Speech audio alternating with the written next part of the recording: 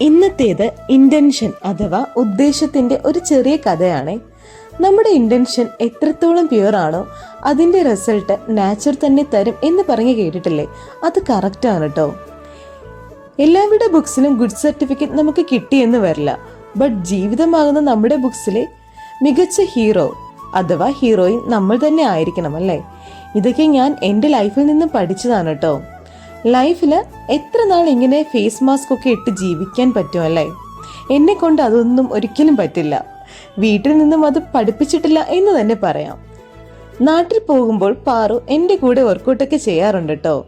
പുള്ളിക്കാരി ഞാൻ ചെയ്യുന്ന കാര്യങ്ങൾ ഇന്റിമേറ്റ് ചെയ്ത് പഠിച്ചുകൊണ്ടിരിക്കുവാണ്. ഇപ്പോൾ തോന്നാറുണ്ട് കുഞ്ഞായിരുന്നാൽ മതിയെന്ന്.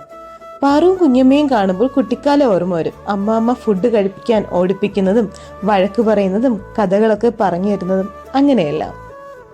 അതൊക്കെ ഒരു കാലം തന്നെ ആയിരുന്നല്ലേ. ഓൾഡ് ഈസ് ഗോൾഡ് എന്ന് പറയുന്ന പോലെ. ഇത് രാജാന്റിയുടെ വീട്ടിലെ ചെറിയ പടമുറിയാണ് കേട്ടോ.